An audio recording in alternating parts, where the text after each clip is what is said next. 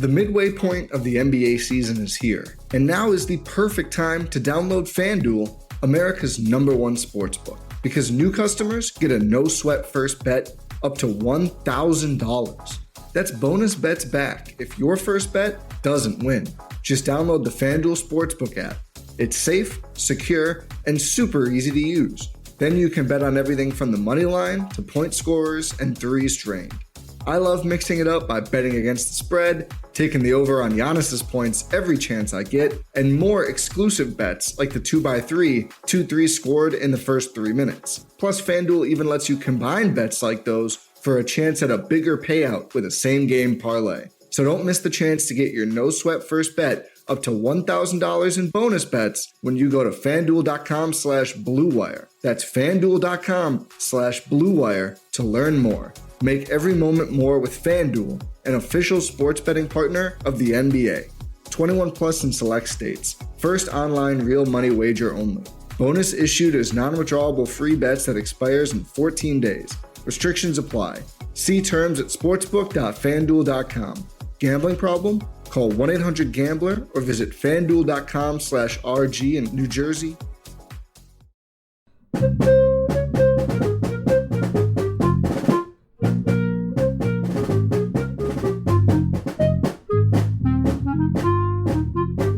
Hey everyone, welcome to The Final Four is Not on the Schedule. I'm your host Eric, alongside with expert analyst Rod. Thanks for joining us on the best MSU basketball podcast featuring in-depth recruiting, game matchup, and post-game analysis. We dive deep to give you the best tools to enjoy the Spartans and impress your friends and family.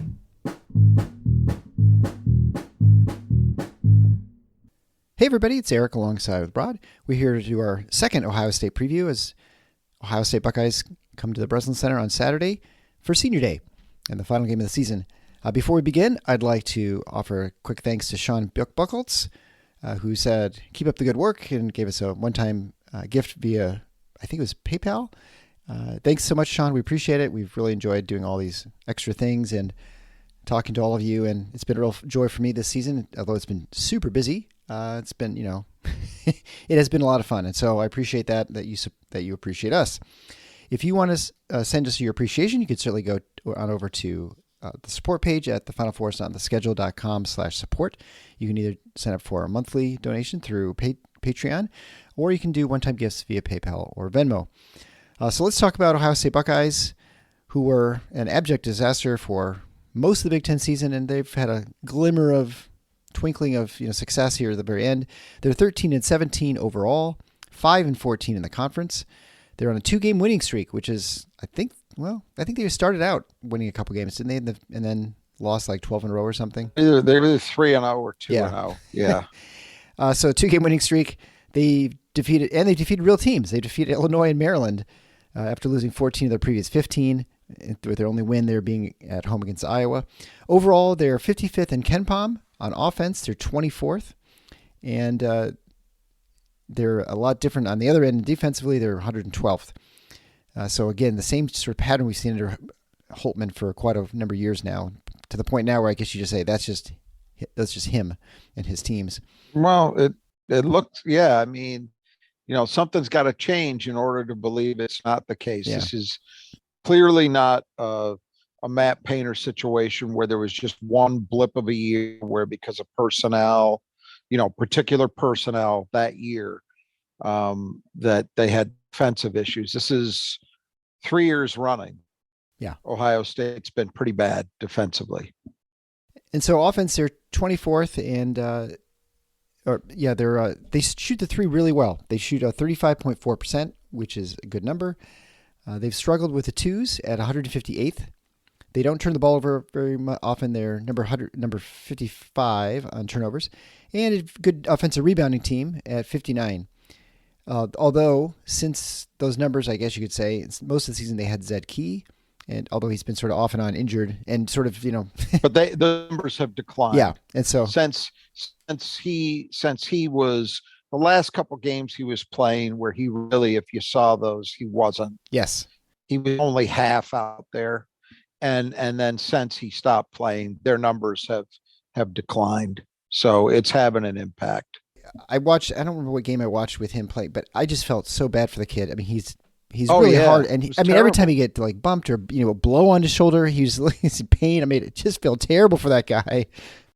Every single game over the last probably 8 or so that he played, it was a matter of time until at some point he would get hit on that shoulder enough that he would double over in pain.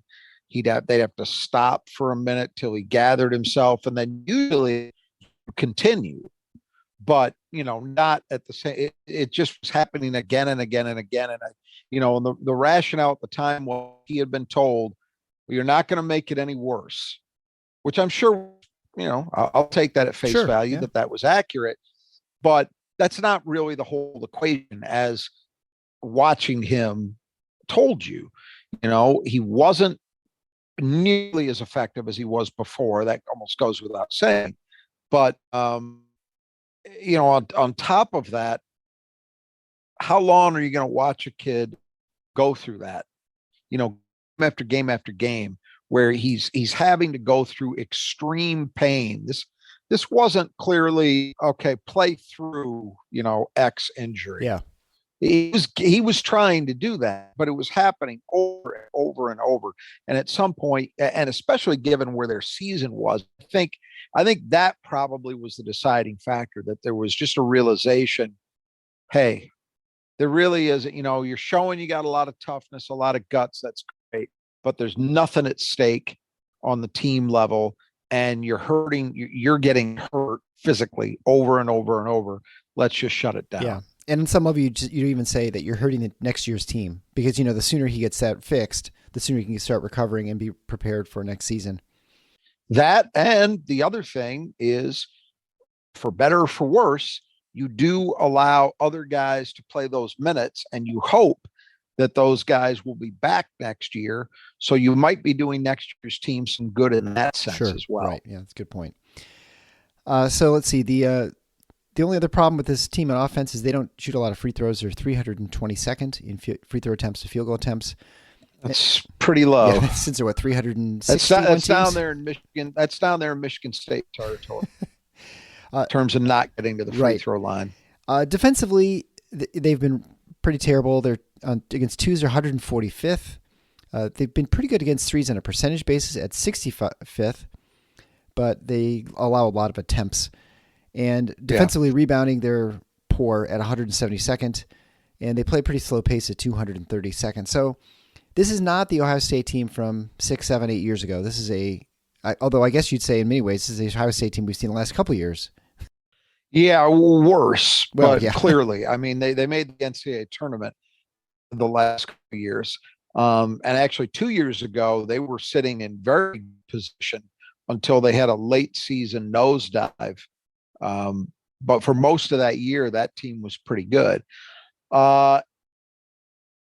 It's just the deal is Chris Holtman had to replace a lot of guys. So he didn't go, there's this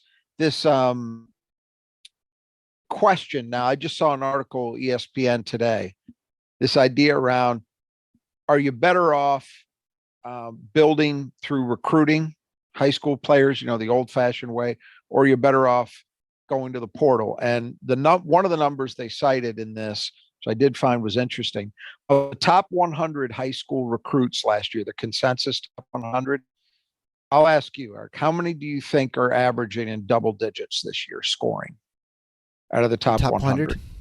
I would say top 100 high school recruits. I would say 15 to 20. 11. Yeah. Okay. That's not too far off. 11. Yeah. That is a shockingly low number. Okay. What is it normally? How many of the top 100? They did. I don't think there was an average, but I can assure you, historically, it's better than that. Yeah. Historically, I would assume it's in the, at 30. Sure. Makes sense. Mid 20s, somewhere around there, I would guess. That's just a guess. How many of the top 100 rated portal recruits do you think are scoring in double digits? Oh, I bet at 3/4, so 75. Not quite. 62. Okay. That's a lot. Yeah. That's a lot. That's a higher number than I would have assumed. Because remember, top 100 encompasses a lot of guys. So you've got a ton of guys in that scenario who are transfer ups. And we've seen in the past that that doesn't always work out. I'll tell you what I think has changed the equation. I'm very, very skeptical of those scenarios because year after year after year, we saw it in the Big Ten, and it just didn't seem to work very well. We are seeing it work tremendously well now. Look all around the conference. I mean, granted, Tyson Walker is in his second year, but you look at what he's doing. You look at guys like the kids that Penn State has that have walked right in or double-digit scores. Yeah. Cam Spencer at Rutgers, Illinois, on and on, all over the conference. These guys. I think one of the things that's changed is, this seems obvious, but I think it's true. We're not talking about grad transfers anymore. It used to be you were strictly limited to that, unless you had a guy willing to sit out a year. But for instant eligibility, it was just grad transfers. And so for a lot of those years, those were the transfer up guys. Guy who had played 3 years had played 3 years and still had a year of eligibility at a mid-major, got their degree, and decided to spend their last year in the big time and see if they could make a go of it.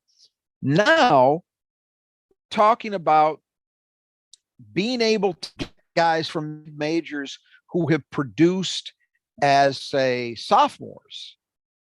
They didn't redshirt. That was the thing, is that you really had to find a guy who redshirted. Because they have to have graduated to be a graduate transfer, but they still needed to have a year of eligibility. So that eliminated some guys from consideration. Well, now those guys are no longer off the table. So you can do what Michigan State did, and you can go get Tyson Walker coming off his sophomore year, where he played extremely well at Northeastern, and you bring him into the Big Ten, or all the guys around. It's no longer guys who are in their fifth year or of competition. So the pool is much, much larger than it used to be. And then I also think with high major transfers, so look at a guy you mentioned, Illinois, look at a guy like Terrence Chan. Well, he didn't have to sit out a year. Right. He wasn't a senior. So he wasn't a grad transfer scenario. So he could just transfer from one high major to another and be immediately eligible. So I think the caliber of guys in the portal is different than it was even 3 years ago. Sure. And so that's a big, big deal. But consequently, there is this debate now within, the basketball world, the college basketball world. Are you better off foregoing the reliance on high school recruiting, shifting a lot more of that attention to the portal? And the article mentioned that, there's an expectation that some head coach, if you go to an EYBL event, let's say the one I've traditionally gone to is the one in Indianapolis. That is a who's who of college coaches. And the last one I went to, which was before COVID, was striking because Thad Matta from Ohio State at that point wasn't there. It was stunning. And it ended up that he ended up being fired, resigning, whatever they called it. It was being dismissed shortly thereafter. And the reason is he just couldn't do it physically. But it was notable that he wasn't there because all were there. I mean, you see every stars in the bathroom next to Patrick Ewing. I mean, you see them all. And what this article was suggesting is, because the first, probably not Indianapolis, but wherever the first is, Indianapolis, I think, is usually the second. Because that's going to come in more like mid-April, which is prime portal recruiting season, that you may see college coaches skipping that event to stay back on campus and host portal recruits. We'll see. But anyway, this is the choice that supposedly faces these coaches. Well, Chris Holtmann did both. He had so many. He went out. He's got a big freshman recruiting class. I think he had 5 guys. Currently, 2 are starting, and a third is the leading scorer on the team. Sensabaugh just doesn't happen to start. Right. They either had 4 or 5 recruits this year in their high school class. They also got in a bunch of transfers. So the bottom line is he had very much a new team. He had a few guys returning. Key was returning. Just Suing was returning. He was coming back off an injury.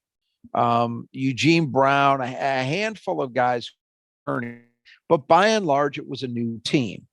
And I'll freely admit, I had Ohio State picked 4th.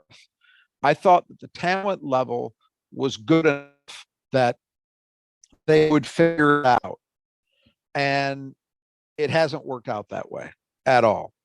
We talked about this some most recently on our bracketology episode, which anybody listening to this who hasn't listened to that one yet, I would encourage you to go back and listen to it, because in preparation for selection, because I think there was a lot of really, really good insight. But we spent some time talking about Ohio State, and even today, for a team 5-14 in a major conference to still be 50, what did I say, 55th? 55th, yeah.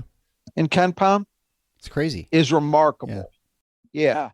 And there are reasons to understand. They haven't been getting blown out. They've been competitive in many of their losses, not against Michigan State, but most of them they are. And some of their wins have been big wins. Now, you got to go back a while to find those, but nevertheless, they're there. But I think anyone paying close attention to Big Ten basketball knew that the wheels were starting to fall off. Mm-hmm. Long before the metrics. I mean, when Michigan State played them in Columbus, which was not that long ago, 2-3 weeks ago? Yeah. Ohio State was still, I believe, solidly in the 30s in KenPom and net. But they were terrible. They were a bad team, and we knew it. They were a favorite in that game. They were favored to beat Michigan State. Michigan State went in and beat them by 21, right? Yeah.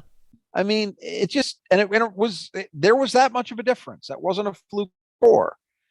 So they've just, and it's been a variety of things. I think the injury problems to Zed Key, that he really hasn't been straight physically for at least half of this season, maybe even a little more. That's a big blow, because that's a veteran low post center. And we spend so much time in this podcast talking about how the Big Ten is such a big man centric conference.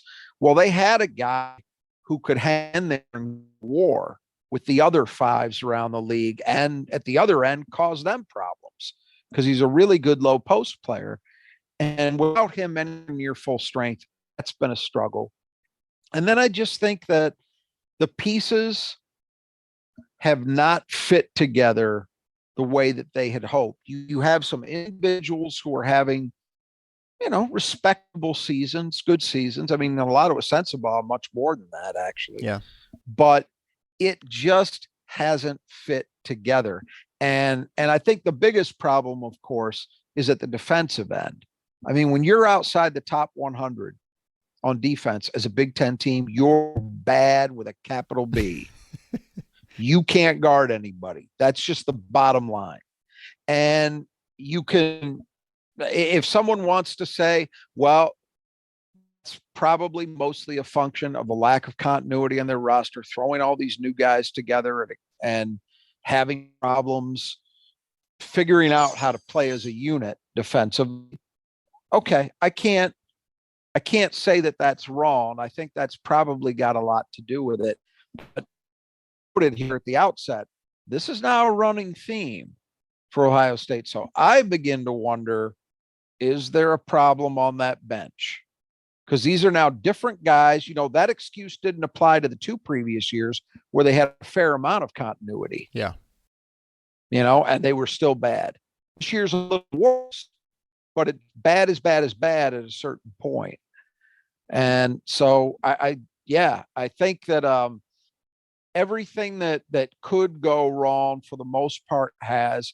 They've had some bad luck. They had that game where they should have beaten Purdue and kind of got It was a Purdue or Ohio or a Rutgers. They beat Rutgers. Rutgers shouldn't have lost that game. They got the break from Rutgers. They lost Purdue on a bad. Yeah, they should have beaten Purdue. But you're right. Then the Rutgers win shouldn't have been a win. Yeah. So giveth and taketh away. Right. But in event, it just hasn't worked. And you do begin to wonder. I mean, I think we talked about this around the first game.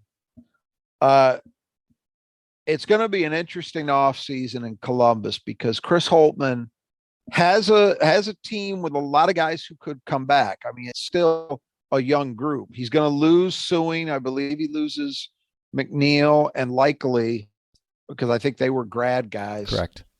But all the other guys back, and they'll probably lose Sensabaugh out of the NBA, but they still return some guys. And then they've got another really good recruiting class, arguably a better recruiting class than this year's, slated to come in next season. So is that enough to bring him back? He's made all the noise he's made. Holtmann, I'm talking about, is that, well, of course he's back. Yeah, everybody says that. Just to go on the record, I don't think they're going to fire him, but I have wondered, is this a year where Chris Holtmann looks at his reality in Columbus and says, you know what, if there's a high major job where they want to hire me and I can more or less make it a lateral move, maybe not making quite as much, but somewhere in the ballpark and get a fresh start, maybe that's worth doing. I do not rule that out at all. And I also think, if you're in a situation where that happens, another school comes calling and they want to take your coach and you want him, well, you're going to up the ante. I would wonder then, does Ohio State say, you know what, Chris, that's good for you. Why don't you go? Yeah. Yeah. I think it's possible. And, one job that's been mentioned, but you've heard this with a couple guys in the Big Ten already, is Notre Dame. You hear it with Fran McCaffrey at Iowa. I find that one both easier and harder to understand. Easier because he actually was an assistant at Notre Dame for quite a while, but harder in that he's 63. He's no chance. He can decide when it's his time's up at Iowa. They're never going to fire him, I don't think. But he's one name you've heard, and Holtmann is another, although maybe not quite as strongly, at least not yet. But to me, Holtmann makes more sense because that would be getting out ahead of the posse. Because I think if he has another year anywhere close to this in Columbus, then I do think firing becomes possible. I mean, they fired Thad Matta for less, in my view, with a hell of a lot more cred bank. Oh, sure. Yeah. Holtmann's kind of living off his success at Butler, really, in many ways. And his first year with that players, Ohio State was really good. Bates Diop and Tate were holdovers that had been inconsistent players under Mata, and they just found it, and they made Ohio State very, very good that year. Yeah. So his first year was fine, but boy, after that, it's been a disaster until this year. But I've been on this bandwagon for a while that I was seeing a lot of mediocrity and not quite understanding why there wasn't more noise coming out of Columbus. Well, now there's starting to be, because this is beyond mediocrity. Yeah, no question.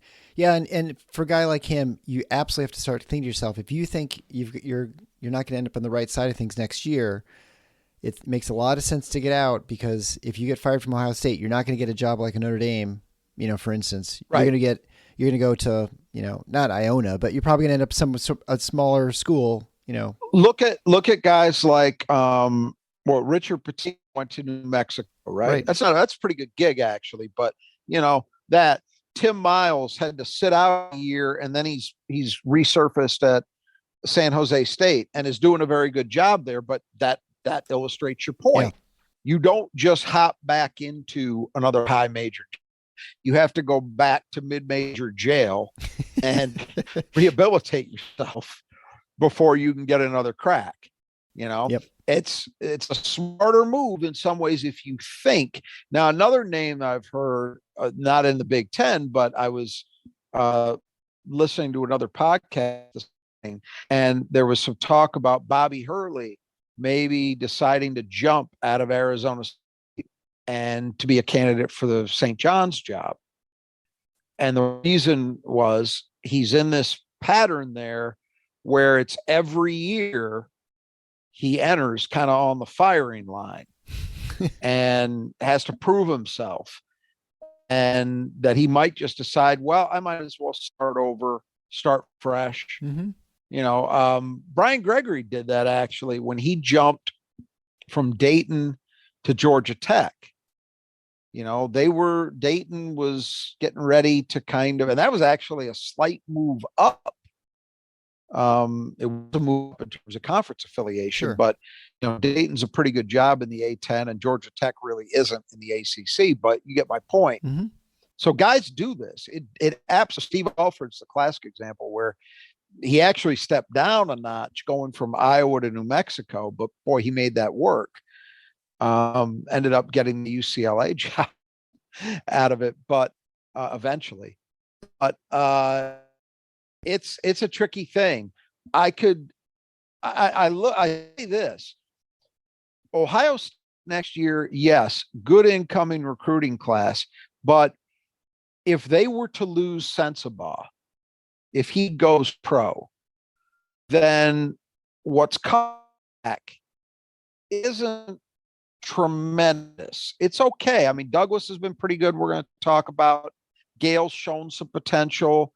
If Key is healthy, that helps. The big kid backing him up shows potential. So there are some players, but it's not like you've got this great core group that has been ultra productive coming back. And then you're adding in freshmen. It's a good freshman class, but there's no McDonald's All-Americans. There's nobody. I mean, the kid who's kind of the jewel of their class was a guy that Michigan State recruited. And in Michigan State's class, depending upon how you view Cohen Carr, he'd either be third or fourth. Right. And, so do you expect things to change radically? Maybe. And he's probably got to be back in the portal again, too. So does he get luckier there? I don't know. It just, it doesn't feel great to me, but I guess we'll see. Yeah, the one thing I comment, and it's actually about your previous point too, the transfer portal. And I think in some level, the COVID year throws things out of whack, a little bit. And so there's more talent available in the portal than previously. And that also could, that could also really affect the fact that the top 100 players have not seen as much playing time. And that would be something you'd expect when you have more 5th year, 6th year seniors or whatever, floating around. Absolutely. It's very true that there is a domino effect, and it goes all the way. And I've been saying this ever since they introduced the immediate eligibility rule for transfers.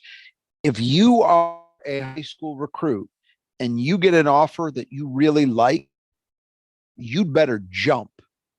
You'd better take it unless you are the elite of the elite. Right. And I don't mean you're a top 50 guy. I mean you're top 5. Right. Xavier Booker 10 would be one. Yeah. Everybody was going to wait on Xavier Booker. Probably as great as I think they are as prospects, probably not the case for somebody like Garrick Norman or even Cohen Carr. Some schools that were recruiting them might have, if they had delayed their decisions, might have opted to go another direction. It is definitely the case where you are seeing that domino effect impact high school players. There's zero doubt about that. And it's impacting them in terms of where they have the opportunity to go, when they get there, how much playing time is available. If they are getting playing time, what role they are playing, it affects all of that. Sure. So absolutely true. I also think the other thing about the portal, because it is a larger aspect of roster construction now than in the past, and probably going forward for, the foreseeable future, since there's so much more movement, I think just it's tougher to scout. And I think, when people look at how you put a roster together, let's say in the NBA, and you're making a trade for some player, everyone really knows that player, not only the they're, obviously, their statistics and how they play because it's a smaller league and you can just know everybody. But the personality, you have a better feel for what that person's like and whether they're going to be able to mesh in your team. You're never going to know for sure, but you have a better idea of that.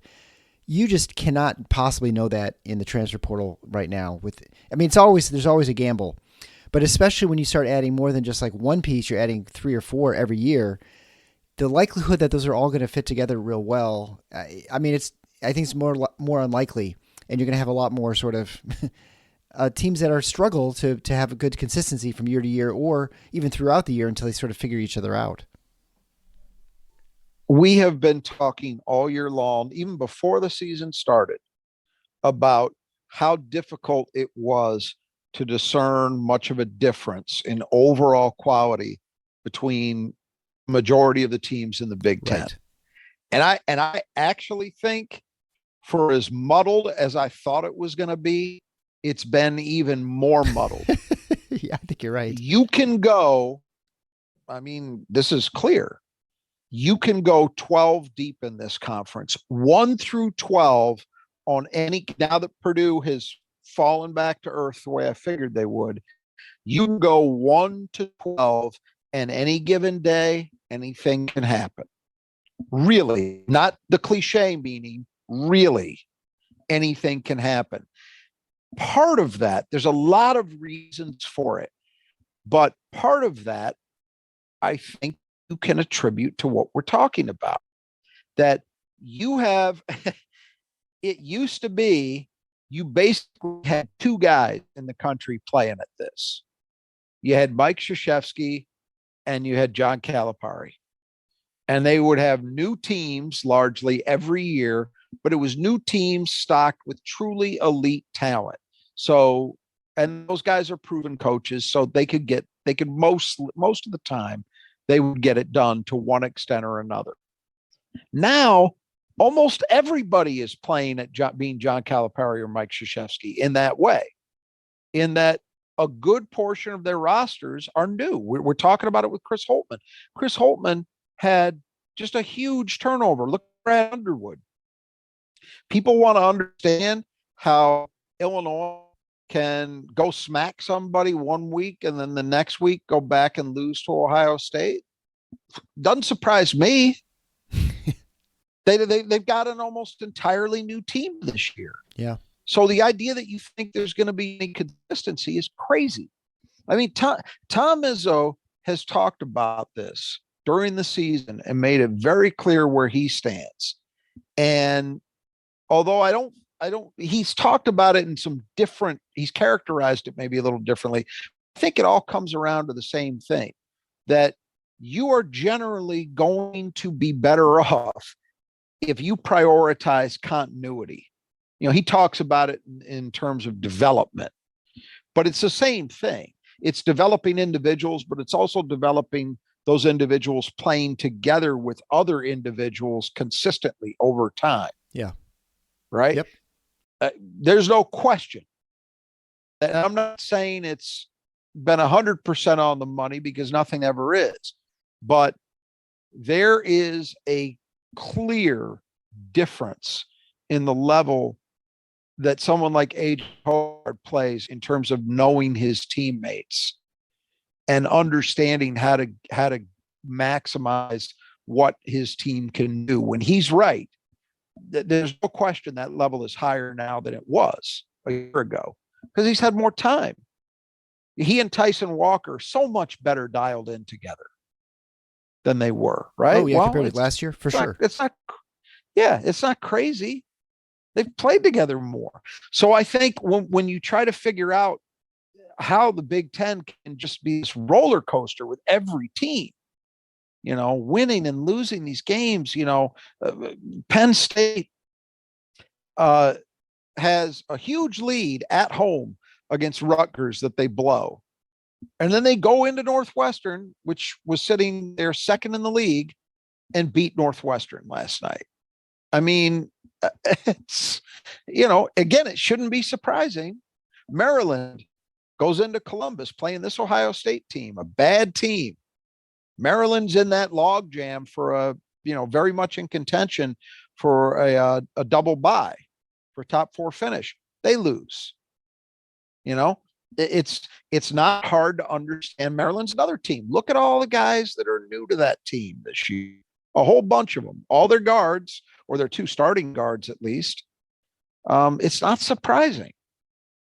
Yeah. So I think that's all playing into what we've seen this year. And again, not just even in the Big Ten, but around the country. Yeah, I think so too. And the other aspect of that, and that makes it different than what Calipari and Krzyzewski have done. Yes, they had big turnovers of their team, but they're all getting people that they've been recruiting, and they know personally, and they have a feel for who they are. Like, the OKG, right? It's a good point. And right now, it's a good point. These other, you don't know who, unless you could recruit them previously. Like, we mentioned most of the transfers coming to Michigan State. Michigan State knew Joey Hauser, for instance. Tyson Walker's an aberration, but for the most part, the people they had some sort of contact with. But for Calipari and Krzyzewski, they knew those players, but now it's just like totally random. Well, and you make a really, really good point with that. When you're recruiting a high school player, generally speaking, you've invested at least a year, sometimes more, in these guys. So presumably you know them very, very well. You know who they are. You got a better idea about how they're going to fit. The recruiting period for guys in the portal is weeks, max, sometimes days. And if you don't have prior association with them, if you don't know them from, earlier in their careers, having recruited them or having some insight with a former coach, something, AAU program, something that connects you to them, it's guesswork. Absolutely. Yeah, for sure. And like you mentioned, that's going to cause all kinds of problems. It gets closer and closer to AAU all the time. I mean, that's just how it is. I'm waiting for the day, and was this a point? I have it in my mind that this was a point that, I guess Jack Ebling was talking about trades. But the other thing I wonder is, do we get to the point that you can make a midseason decision to transfer? Yeah. Like they do in AAU, where you could just jump around. It's not unreasonable to think that will happen at some point, right? Or people entertain that. I don't think that will last very long. I think that might be a bridge too far. But boy, the logical, I can go to one college and then decide as long as I've got my timing right, I could transfer to another college and start right up the next semester. Yeah, theoretically. Right. Yeah, it's crazy stuff. But I think some of these things we're talking about are at root, to bring it back around to Ohio State, with what's gone on. Yeah, I think that's absolutely correct. And the final thing I just mentioned, in general, there's definitely got to be from a resource standpoint, there's definitely got to be an allure to doing the transfer portal, because you're not spending all that time flying around. I don't know how expensive it is, but especially if you're traveling outside your region, it's got to be super expensive. Outside of just the time aspect, but so it's much simpler in some ways to get transfers than to actually try and recruit someone for a year or two. And here's the thing. You're getting guys who theoretically are more physically mature. Right. That's usually going to be like the case. 25-year-old Robracha. That's crazy. When he was going, when Kohler was in the game playing him, a 7-year age difference, that shouldn't happen. But anyway, you're getting physical maturity. You should be getting maturity in the game at this level. Even if you're dealing with guys transferred up from a mid-major, they've still experienced Division I basketball. They've almost certainly played some high majors, if nothing else. So you're ahead from that perspective. And as a coach, you don't have the opportunity to get to know them or their games as well as you might like because of the truncated period to recruit them, but you have proven production. Sure. As a college player, you can look and say, hey, this guy shot 38% from 3 in the Missouri Valley last year. Okay, he can probably shoot. Getting a high school guy, especially for immediate transfer of skill, we see it all the time. Guys who had reputations coming out of high school as good shooters might struggle for a year it might take them a full year before they figure it out. Right. You know, so if you're taking a long view, maybe not such a big deal. But if you're talking about, well, what have I got next year? Hey, the guy who's actually done it in college is a safer bet For sure. in a lot of ways. So this isn't going away. Not at all. And you're clearly going to continue to see high major schools leaving multiple scholarships open so they have the ability to go into the portal and get guys. I mean, I just think that's now part of the plan. Yeah, I would think so. All right, well, let's start talking about the Buckeyes a little bit here and go through the stars, which has changed a little bit since the last time you played them, not that long ago. The lineup is brought to you by Brothers That Just Do Gutters. Kurt Stauffer and his team over on the west side of the state do fantastic work. If you have gutter problems, and if you own a home, you have gutters, or if you don't, you're really in trouble. You should keep that water away from your house, from the siding, from standing water around your foundation. There are all kinds of reasons you need to have good gutters. That means you have lots of trees, probably, because we're in Michigan. So if you do have that problem with leaves, they can clean them out. They can put leaf guards on them if you want. They can repair gutters. They can put bigger gutters on. So if you got like the 4-inch ones, you might need 6-inch. So that you actually have better, if you have too big a roof that they can't handle the water, they can replace them. They have all kinds of color selections. They are fully insured. They do quick work. And Kurt and his team will take care of you lickety-split, and you will not regret that decision. They did my house, and they did fantastic work. You can get 10% off if you just mention Final Four when you talk to Kurt. You can get a hold of him by email at kurt.stauffer, that's kurt.stauffer, at brothersgutters.com. You can find that link in the show notes here on the podcast player, whatever you're playing, just in the synopsis below. And so check out Kurt and his team if you have gutter issues, or even if you're thinking that maybe you need to check them, have someone look at them and make sure they're okay. All right, so go to the starters. We'll begin with Bruce Thornton, a 6'2 freshman, averaging 9.6 points a game on 45, 37, and 77 shooting. Leads Ohio State in assists with 74, but also has 41 turnovers. And he's the guy that you mentioned last time that you thought he'd be a guy who would drive and get into the lane a little bit more since he's kind of a strong kid, but doesn't do that a whole lot. Correct. Yeah. And nothing's changed. That's right. He's he's a good example of what we were just talking about. I can't remember if he was a McDonald's All-American or not. If he wasn't, he was on the cusp of being at that level. He was the highest rated recruit in their class, not Sensabaugh. And look, he's been pretty good. I think if you objectively look at Bruce Thornton, what I conclude is this is a guy who, if he sticks around, is going to be, maybe even as soon as next year, is going to be a problem for people. He's shot the ball reasonably well. I wouldn't say he's an elite creator yet. More penetration would help. But he doesn't make a ton of mistakes either. He definitely shows everything you would want to see in a point guard for the future, and say, okay, he's been pretty good this year, and you can see a potential all-conference guy at some point down the line in his game. But what's he doing this year? He's not quite at double digits. So there you go. He's one of the 89, right? Not one of the 11. Especially since he's high rated, right? Yeah.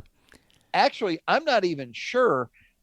I don't think Sensabaugh is one of the 11 because I don't think he was top 100. I think he was outside the top 100. But anyway, good player. I think a lot of promise to be very good player down the line. For this year, solid, and definitely a shooter you got to be cognizant of. They're not a bad deep shooting team, but not a guy who terrifies you just yet. Speaking of bad shooting, next guard is Isaac Likely, 6'5" grad transfer from Oklahoma State. He has a lot of assists, just like Thornton, but he's much less turnover. So he's about a 3-to-1 assist to turnover ratio, averaging only 4 points a game on 40, 22, and 46 shooting, but pulling down 4.5 rebounds a game. Yeah, I mean, he came in with a reputation as a guy who could help out at the point, and he has done that. he and Douglas are a pretty good 1-2 combination. And really, that isn't to be dismissed, because point guard has been a problem for Ohio State for several years. I mean, I would argue they haven't had a really good answer there since Shannon Scott, and that's a long time ago. I mean, this has been a position that's been an issue for them. And these two guys, they're not, neither one of them's all Big Ten, but they're both solid players. The problem with Likely is he just can't shoot, as you said. I mean, he just can't hit jumpers. So that puts a little bit of a limitation, but he's probably their best individual defender for whatever that's worth on this Someone's team. gotta be. But he's a glue guy type. Next would be Sean McNeil, 6'4" grad transfer from West Virginia, averaging 9.6 points a game. And he's 42, 36, and 88 shooting. Yeah, and that's primarily how he helps his team, is as a deep shooter. That's his role. He's been reasonably effective in it, but, not. I think if he had been like a 43, 44% kind of guy, then maybe you're saying, well, this is a real plus. Yeah. But I think, like a lot of these guys, he struggles defensively. And so you have to look at it. Okay, he can hit you a three occasionally, but how much is he giving up at the other end? And I think that's where Ohio State's had some problems, is in making all of that work. And playing the four, Justice Suing, 6'6", senior, transferred from California and was injured last year, missed most of the season. He's averaging 12.1 points a game on 43, 24, and 74 shooting, and 5.3 rebounds a game. He reminds me a little bit of a little smaller Malik Hall, in that he's got a lot of versatility to him. The big difference, and it's a big difference. The main difference this year is Malik Hall is a 40% shooter from three. Yeah. So he's an actual weapon out there. Justice Suing shot. He has shot better at previous points in his career. It has not been there for him this year. And again, it's a limiter. He's still having a solid year, but without the threat of a consistent jumper, he's easier to deal with. If you remember back to that Michigan State game in Columbus, MSU did a really good job on him when he would try to penetrate, because that's a big part of his offensive game. They did a really good job kind of steering him into the lane, not letting him get an actual angle to the rim, but kind of forcing him into traffic. And then there'd usually be a second defender waiting for him. And it caused him to have some difficulty. He's a good player. I thought he would be a little better with the jumper this year, and so that has limited him a bit. You wonder, too, how much he's affected from the recovery from the injury. I don't remember what his injury was, but it may have just affected his shot. It was a leg injury. Yeah, so that could be certainly could still linger over, right, into your shot the next year. Maybe, Finally, at the 5 spot, Felix Opara, 6'11", 220-pound freshman, who's replaced Key since Key's out for the season. He's averaging 3.8 points a game on 60, 50, although just 1 for 2, and 64 shooting, pulling down 3.4 rebounds a game and a little over a block a game. Now, it's worth noting, this guy had 12 and 12 in their win over Maryland. And I do think, as I've watched him play all year, his numbers over the course of the season aren't eye-popping, but he is a guy who's going to be a player for them. Yeah. I'm pretty convinced of that.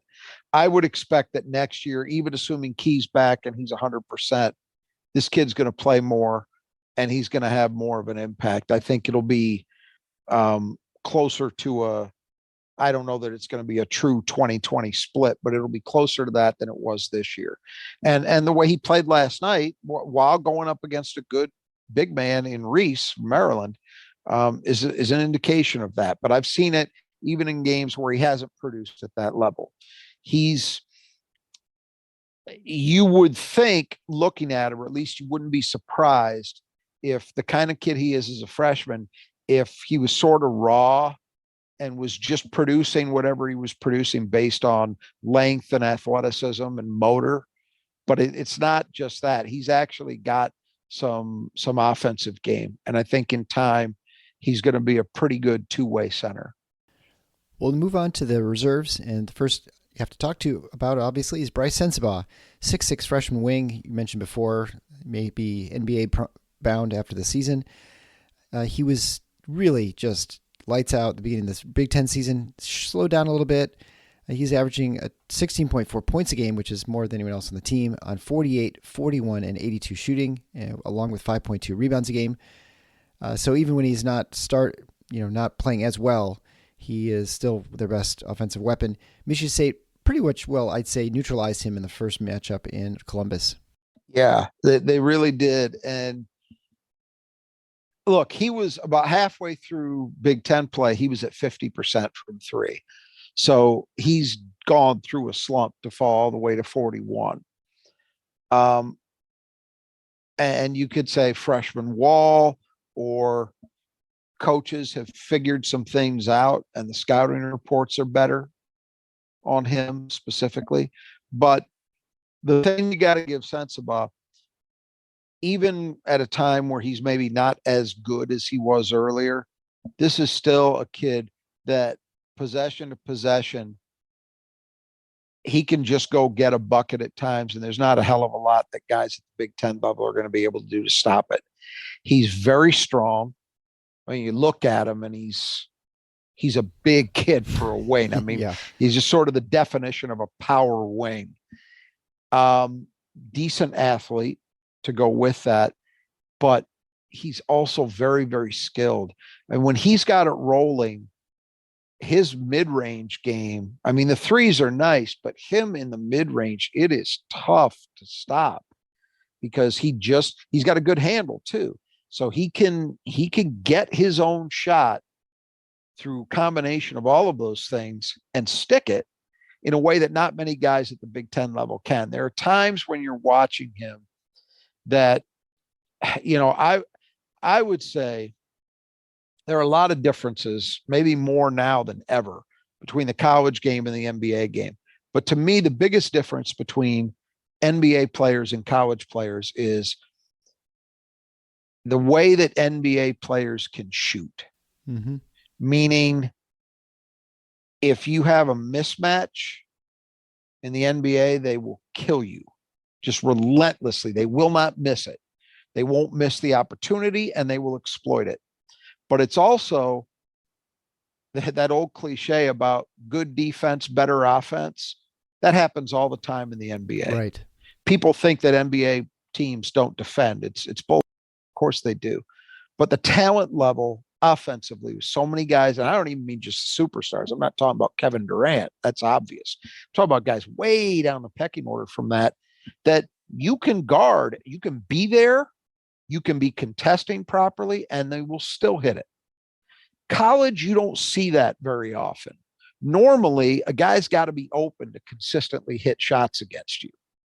Bryce Sensabaugh is a guy who can hit contested shots. And that's why I think he can be an NBA player, maybe as soon as next year, because he has that ability. Anyway, you put all that stuff together, makes him a tough cover. Michigan State has some advantages versus some other teams in that they've got at least a couple guys in Hogard and then in Hall who physically are decent matchups with Sensabaugh. Not every team has those options defensively. Next would be Tanner Holden, 6'6" senior transfer from Wright State. He hasn't really done a whole lot for Ohio State and hasn't played the last few games for the Buckeyes. He's averaging little under 4 points a game on 48, 46, and 86 shooting. So efficient, but obviously low volume with only averaging less than 4 points a game. I don't understand what's going on. He was a very much ballyhooed transfer from Wright State where I think he was close to a 20-point a game scorer last year in the Horizon. So, okay, that's the Horizon. You don't expect him to come into Ohio State and score 20 a night. But there was a feeling that he might be a starter when they got him. I mean, that's how he was viewed. That he and McNeil might be the starting wings. And then he wasn't. Sensabaugh had emerged and, they liked the combination of Douglas and Likely together. But Holden was still playing a lot. He hasn't played the last 5 games. And his minutes were shrinking leading into that. and I don't know what's happened. I looked and I didn't find anything that told me that there's been any kind of injury or that there's anything else going on. I think he's just getting a DNP coach's decision in favor of Eugene Brown, who we'll talk about in a second, who was not playing earlier in the year, but has started to play lately. So next will be Roddy Gale, 6'4" freshman wing, athletic, skilled. He struggled with his shot this season, averaging 3.7 points a game on 39, 32, and 77 shooting. He's going to be a good player, I think. I mean, he was another highly regarded freshman.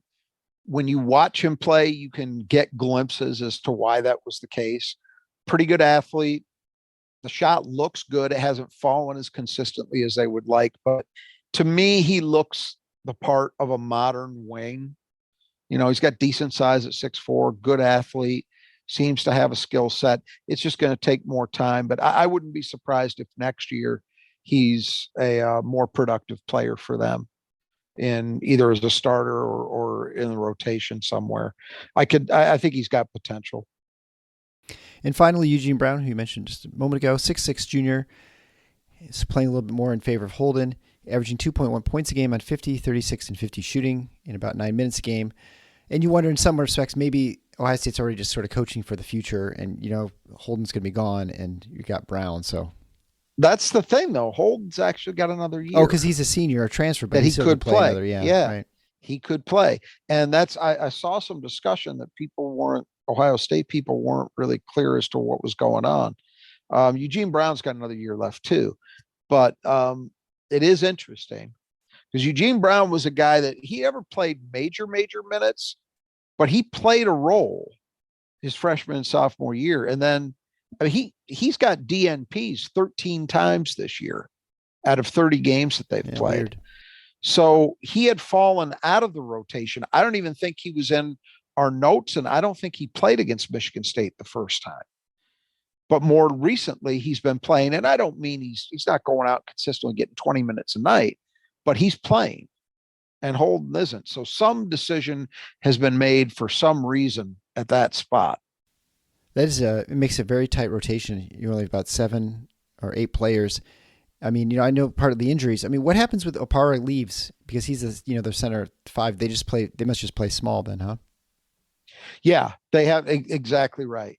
They have to go ultra small, and it's worth mentioning because, and we'll come around to it in the keys in a second, but yeah, they are very exposed. They do not have another legitimate option. I mean, the next biggest guys are Suing and Sensabaugh. So 6'6", yeah. Those are not 5 men. Yeah. They should have gone to the portal and gotten a big, just in case something happened. Right. Yeah. Why didn't Chris Holtman sign 3 other 6'10" guys? Oh, I can't wait till COVID goes away too, because I never have any idea how long people have to play. I mean, it was always hard, tricky enough with like medical red shirts could come in and play, but now it's like, I don't know. Are you really basically a senior? It's this simple. You're right. You can't tell necessarily at first glance, but if somebody is in their 3rd year or more, well, their 3rd year or 4th year, let's put it that way, they've got another year due to COVID. They got another year they can choose to exercise, and if they've done 5 years, they don't have another year. Again, absent like a medical exemption or something. So you could say like a sophomores and juniors are basically the same. Yeah. Well, no, 3rd year sophomores are. If you're a sophomore, so let's look at the Michigan State equation. Jaden Akins and Pierre Brooks will not have a COVID year. Right. So they're sophomores, right? Right. They're sophomores. Whereas Matty Sissoko and AJ Hogard do. They're juniors, but they're basically like sophomores. They have they are kind of like the same. They could have 2 more years after this one, right, if they choose. Yes. Okay. It's always, yeah. So that's the demarcation line. So you got a couple years to flush out the COVID yeah. years. If you played in the COVID year, if you played the 2021 season and you are already 5 years in now, you have another year left. All right. Well, let's go to the 5 keys of the game then, brought to you by Nudge Printing. We'll be back in just a moment. Ooh, What's up, everybody? It's Kate and Michelle from Draft Queens, the podcast making sports and fantasy football more awesome for everybody. We're coming to you weekly with NFL start-sit advice, breakdowns of the hottest sports headlines, and maybe even a few friendly sports bets. So go on, follow Draft Queens now wherever you listen to podcasts as part of the Blue Wire Podcast Network. Whether you're home or away, stay connected to your team with T-Mobile, the network that covers 99% of people in America. They've been investing billions to light up their best network ever. From your backyard to a sold-out stadium, get T-Mobile's best coverage yet. Plus, with T-Mobile, you get a price lock guarantee, so they won't raise the rate of your talk, text, and data, ever. There's never been a better time to switch. Visit your local T-Mobile store today. Coverage not available in some areas. Price lock exclusions like taxes, fees, select promos, and third-party services apply. See T-Mobile.com. Okay, the 5 keys to the game brought to you by Nudge Printing. I'd like to remind you that Nudge Printing also has a second business. So Gabe and Brittany set up a second business, which is where they make custom t-shirts for your business, your family, maybe a fundraiser for school that you can go to the website. It's called Fabricated Customs. You can get the same deal there with the Final Four as the coupon code to get 20% off your order. But they can do all the things like, you're trying to collect money from all the kids in class for the band trip. It's much easier just have Gabe and his team do it for you, where they have it all. They do pre-orders, or they can just have things set up ahead of time. They'll do all the shipping. They'll get everything to everyone. They'll collect all the money. So you don't have to do any of that stuff as a parent, which is a gigantic help. So you can go to fabricatedcustoms.com, talk to Gabe, Viscomi at his, through email. You can contact them through that page, and they can set you up. They can do the design for you, or you can give them a design, whatever you need done. They can set you up and take care of that with, again, the same high quality t-shirts that they use for other things like with our show, which you can access if you want to support a show. You can do that as well through Nudge Printing, their other business. And so check out that team Fabricated Customs for your corporate retreat, school fundraiser, whatever else. Again, they're Michigan based. They'll take good care of you, and it's high quality screen printed stuff. Can't go wrong. 5 keys to the game. And that first key to the game, shocking, is the threes. Michigan State offensively needs them to win. They did well against Ohio State. Obviously, they shot the lights out in the second half against Nebraska, and it was the reason that they just pulled away and obliterated Nebraska in the second half, outscoring them by 25 points.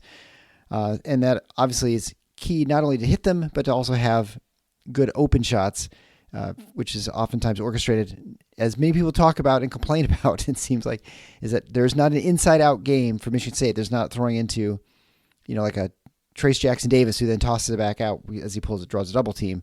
It's different ways that Michigan State's getting their threes.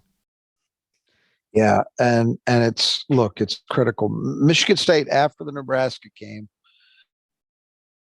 became the number one high major three-point shooting team in the country. That's pretty good. Better than anybody. However, in terms of attempts, I think they're somewhere in the 260s.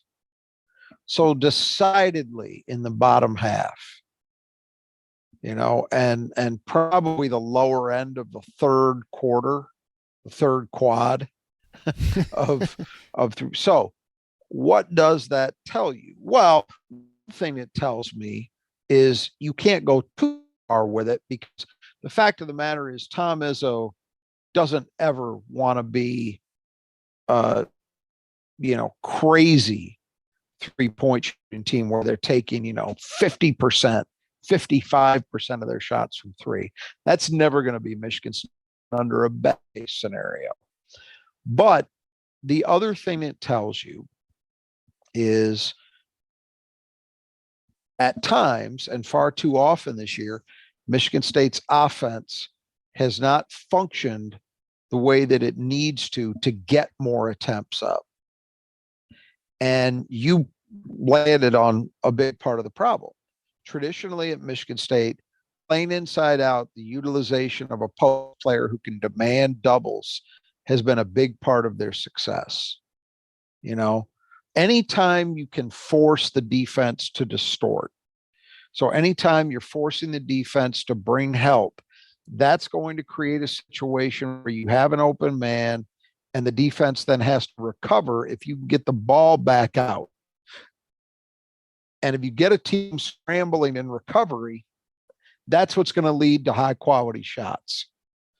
And MSU really can't do it via post-ups this year because they just don't have that combination of they don't have that player, that kind of talent. Right. But there are other, they say there are multiple ways to skin a cat, right? There's another way to do this. And the other way to do it is you get penetration. And if you get penetration, if your guards are able to get into the lane, not even necessarily all the way to the rim, but just get into the lane, you can oftentimes produce the same effect. And Michigan State has a guard who can do that in A.J. Hoggard. The thing is, he hasn't consistently done it well. When he does it well, as he did in the second half in Lincoln, you see what happens. It forces the defense to commit extra bodies to him, and he can then kick it back out to open shooters. If you look at the highlights of all those, there's a clip out there, I think Michigan State put out itself, showing all 14 of his assists, which, by the way, we didn't even talk about his huge assist game. Where that stands. Well, we talked about it, but we didn't talk about what it was historically. It is, I believe it's tied in a three-way tie for like second or maybe best, three people for second best. The best was Mateen Cleaves in that famous, senior day, absolute leveling of Michigan. But then there's a bunch of other guys. Who was it? Was it Denzel? Maybe somebody else, and Irvin Johnson like 3 times. I've heard of that guy. Had 14 assists in a game. Yeah. So it was a big game, but there's a clip out there anyway that I believe shows all 14 of AJ's assists.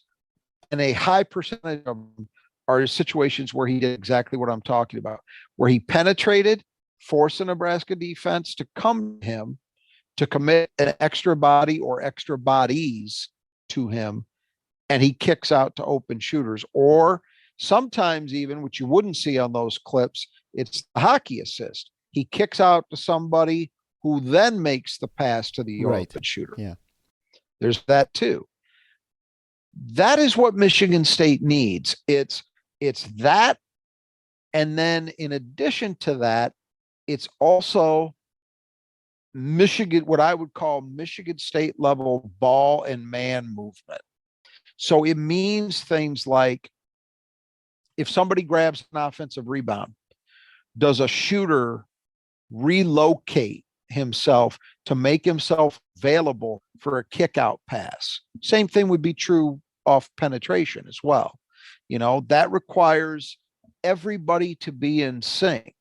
And Michigan State's been better at that lately. It is not an accident, in my opinion, that they have been blistering the nets the way they have been lately, because I think movement has been better. Yeah, I agree. Not just A.J. Hoggard's movement, but everybody's movement. Ball movement, too. There's another clip out there that I believe Michigan State put out yesterday, which, if you appreciate basketball aesthetics, to me, it chef's kiss. I mean, it was just perfect.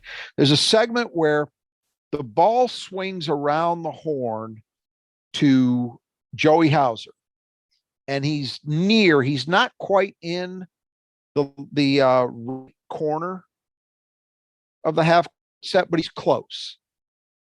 But he doesn't have a shot. Nebraska had gotten to him, and it's a reasonable contest. So he has a choice. He can just swing the ball back the other way. But Nebraska is going to have that covered. At least initially they will. Instead, he goes cross court to the other corner. That pass, which you could call a skip pass, and the reason for the name is you're skipping the next logical pass, is the shortest distance between you and the guy you're passing to, would be for him to swing it back around, reverse the direction, which is not a bad decision in and of itself. That can produce results too if you execute it properly. But if you really want to put a defense under stress, if you make a skip pass, well, then that's going to force them to have to do some things, because the defender for the guy you're passing to most likely isn't in position yet. So it's going to put that defense under stress. He complete. It's a riskier pass. You have to complete it. You have to be careful that somebody's not in the passing lane, and Right. that sometimes when guys try to make skip passes. In this case, wasn't there. I believe it was maybe Tyson. He's in the other corner opposite. He gets the pass. They go right back around the horn again. It's Tyson to Jaden Akins, a Hogard right back in the corner in record time to Joey Hauser. But this time, because of all the stress that's been placed on the defense, he's wide open and he drains a three. It's out there. If you haven't seen it, I encourage you to look at it, because from an aesthetics point of view, to me, it is the epitome of what makes offensive basketball beautiful. No dribbling, it's all passing. The ball is humming, and it's being moved with purpose, with an idea in mind, and they executed brilliantly. And that stuff is what is going to lead to success for Michigan State. And it's going to lead to Michigan State getting more attempts up. I see sometimes people looking at these numbers and saying, well, we just need to attempt more threes. Oh, it's not that simple. It's not that simple. You don't want to just throw up threes for the sake of throwing up threes. If you're taking more threes, but they're all contested, that's not good. You need to run your offense in a way that generates more open threes. And they are doing a better job of that lately. Absolutely, they are. It needs to continue. Okay, the second key to the game is the defensive glass. Ohio State has been a good offensive rebounding team this season. Obviously not as good recently because of Zed Key's injury, and as we mentioned before, they're just a much smaller team they've been in the past.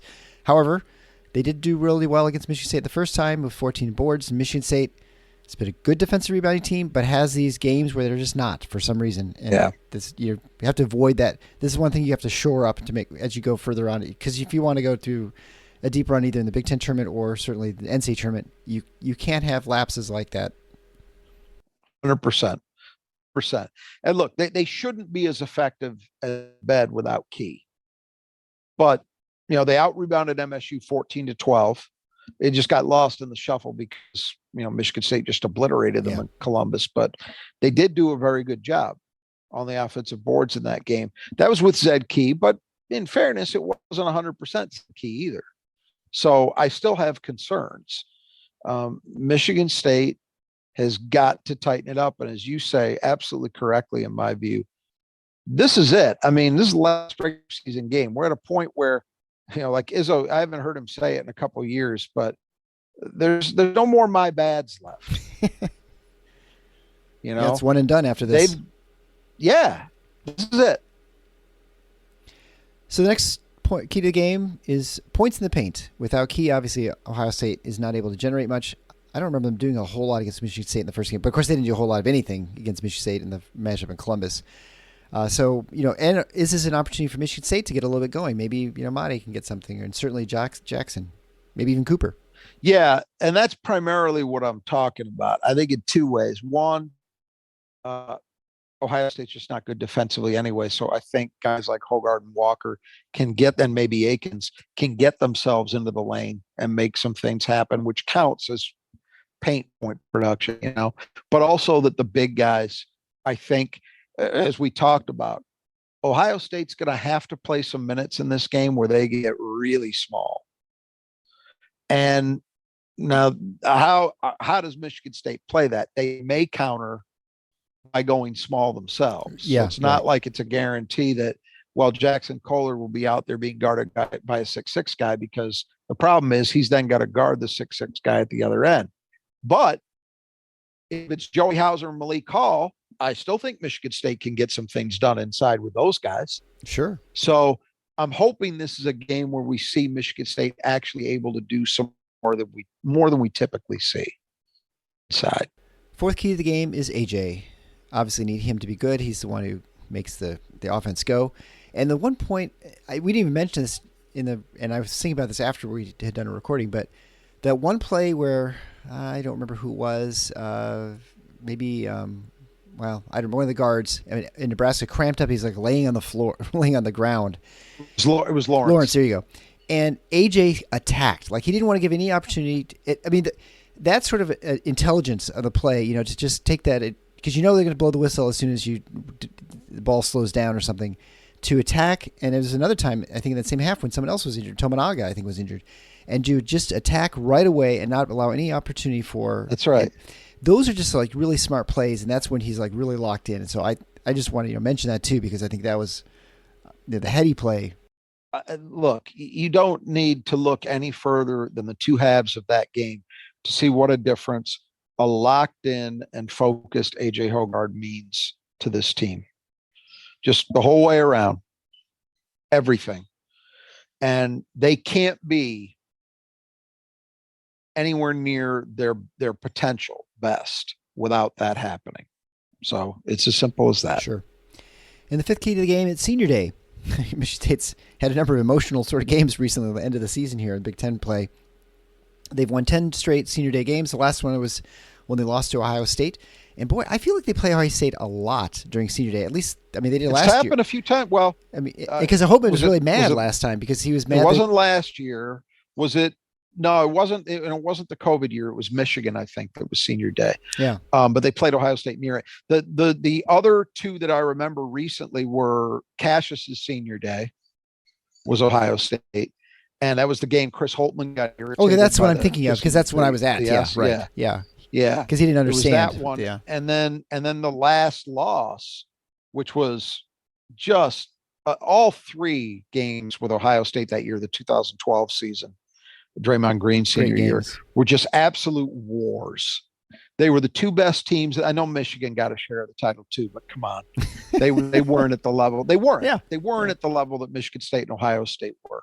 And Michigan State ended up winning the rubber match a week later in the Big Ten tournament to earn a number one seed, but Ohio State won on senior day, which meant there was a three-way tie for the regular season title in the Big Ten rather than Michigan State winning it outright, which frankly, I think they deserved to do that year. I think they were the best team the regular season, but it did work out away, and credit to Ohio State. They had a great team that year, Jared Sullinger and Kraft and those guys, and they were really good on that day, and they won a very tight, very hotly contested game, which also might have been the day that Michigan State team had its ceiling lowered for what they could do in the NCAA tournament, because freshman Brandon Dawson got hurt and was done for the year on that day. MSU rallied to win the Big Ten tournament without him, but I don't think they were the same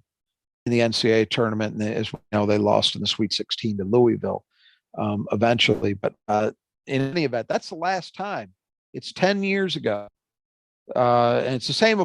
So if you believe in omens, that might be a little troubling, but I'm not too concerned about that aspect of it.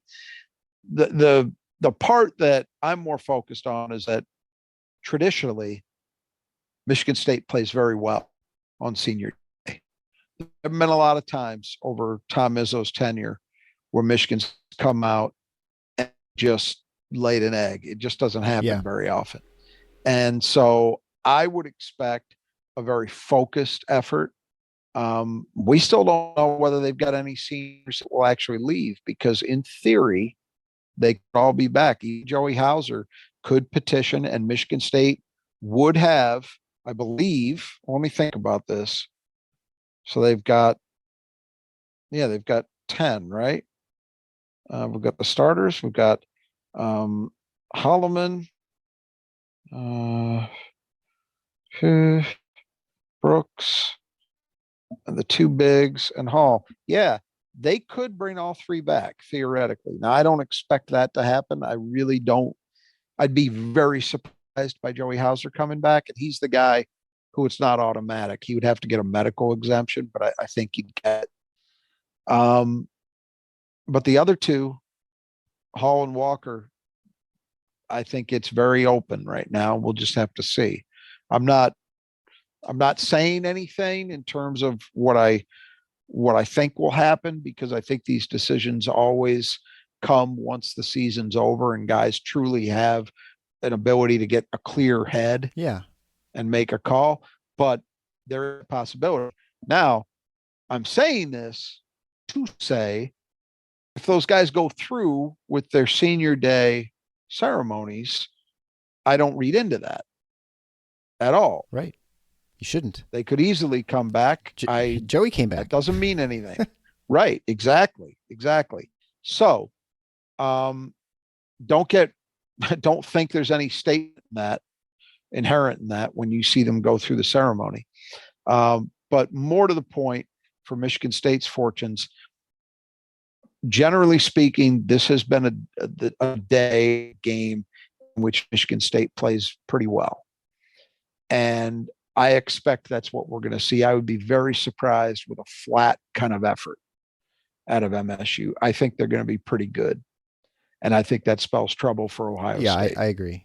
You wouldn't expect any strange lineups with playing seniors because the only seniors, you're not going to start Steven Izzo. I can't imagine. I don't know if Davis Smith. I think the only thing would be starting. No, that I don't think that'll happen.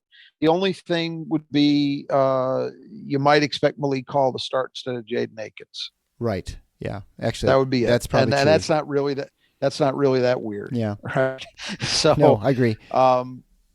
It's also Steven Izzo's last opportunity probably to score. Unless something weird happens in the Big Ten tournament or the NCAA tournament, I suppose. And I guess, I was reading an article with David Harms, I think wrote it, which is really good, just about the relationship between Izzo and his son. And Steven Izzo graduated. I didn't realize this as a junior. So he's in grad school right now. He just graduated in 3 years, but he could potentially come back for another year too. And he has to decide if he wants, right. Which, I don't think he's certain. He's just certainly a walk-on. It's not that key, but personal sort of decision, right. How much you're done with college. Michigan State's a 6-point favorite per KenPom. I think, they won easily by double digits in Columbus. You'd expect the same here, especially with a more depleted team than before. But Ohio State's hot. Yeah. As hot as they've been this season. Right? I mean, yes, they have not been. Well, they're hotter than they were when they played Michigan State. What does that mean? They won. Yeah. They won a couple games, but they were at home. And we just talked about, I didn't see any of the Illinois game, to be fair, but I did see a good portion of the Maryland game. Anybody think Maryland was good? No. Maryland's a horrible road team. They're 2-8 on the road. Michigan State, as contrast, I believe has won 4 road games this year. Mm-hmm. So, no, I mean, they won a couple times. Great. They're not hot. This isn't Ohio State is not coming into this the way, say, Iowa's coming into their next game. We're like, these guys can't miss anymore. Right. It's not that. Yeah. I expect Michigan. I don't often make predictions on this thing. Expect Michigan State to cover. If the Vegas line is equivalent to the KenPom line, 6, expect Michigan State to cover. Yeah. Right. I mean, you could probably argue that Nebraska was hot playing Michigan State. Certainly way like Tobago was playing stuff. They'd won 4 in a row. Right. So what? Right. I mean, the only thing I would say is this. It's probably good for Michigan State that Ohio State actually won those 2 games. Why? Because you're at least not dealing with a team that can come in feeling like, man, guys, this is it. This is our last chance to have anything to hang our hats on and remember this season by positively and just let it all hang out. They got those wins. Yeah. So they're not whatever feeling of desperate. The other side of it is, well, they're feeling confident now, maybe. But I would also say whatever level of desperation they might have had has been lessened at least a little bit. Sure. And Michigan State's going to take it more seriously than they might have had they lost, 15, 16 or something too. So right. Yeah. Izzo can, I'm sure Izzo's been banging on these guys who figured it out. They've won 2 in a row. They haven't figured much out. I'm going to stick with that.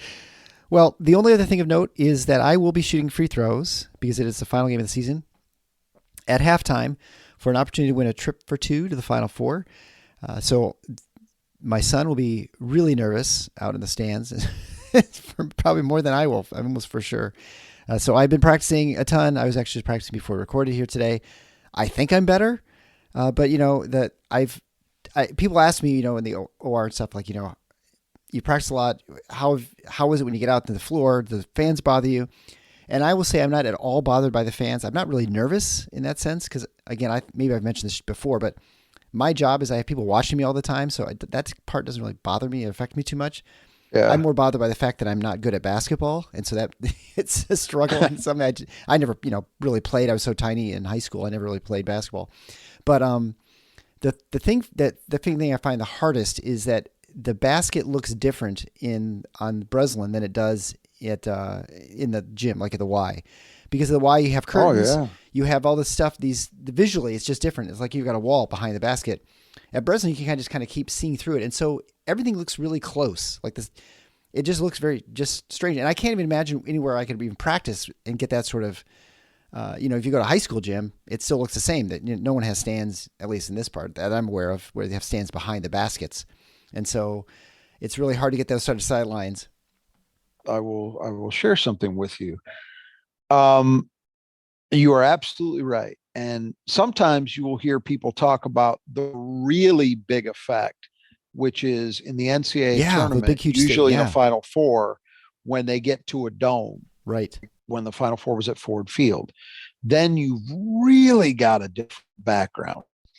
Most high school gyms, you're absolutely right. There's a wall that's fairly close to the baseline, to where the backboard is, right? Mm-hmm. And so you have a consistent enough appearance from gym to gym to gym. My school, when I played, actually did not have that. We had a dome. Oh. And so there were stands behind each basket. So it was a little more akin, but I know what you're talking about. If you're not used to it, and it can feel as if the backboard is just kind of out there in space, and it can be disorienting, right? It looks closer and it looks not as tall is what it looks like to me when I'm out there. Right. Yeah. Right. And so, what you're undergoing is absolutely true. Yeah.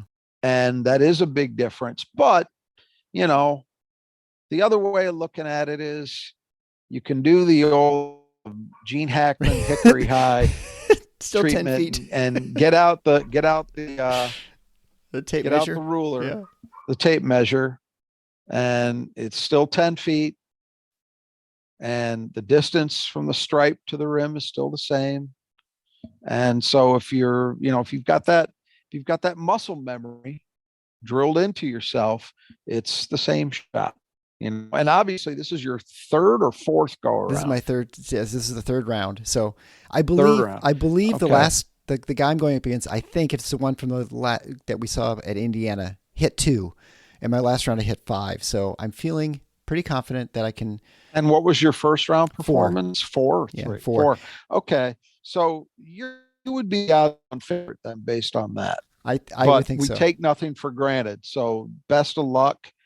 Would be a big boost for the podcast, I think, to have a free throw competition winner. It's good. We'll drive all kinds of traffic here. I'm sure that it's going to give you the opportunity. Now let me ask you this. Yeah. When you win, is there any kind of competition that goes on Final Four? I don't think so. I think you probably not. I think you just go there and just have the tickets. I'm guessing you get hotel and airfare and then tickets for the 2 games.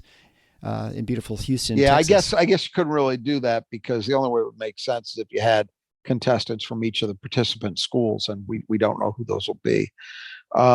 But yeah, I mean, look, this is a huge deal. Best of luck, obviously, and it would be great. It'd be great to see you win it, and so we'll all root for that outcome, and that we have a couple victories to celebrate on Saturday after. Absolutely, I will be wearing my Final Four's not on the schedule logoed sweatshirt and hoodie, so which is super comfortable. And if you want to support the show, you can go buy it at nudgeprinting.com.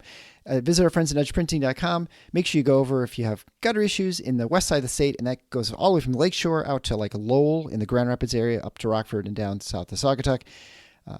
Contact Kurt and his team to help take care of you. And until next time, Final Four is not on the schedule. Go green. Thank you.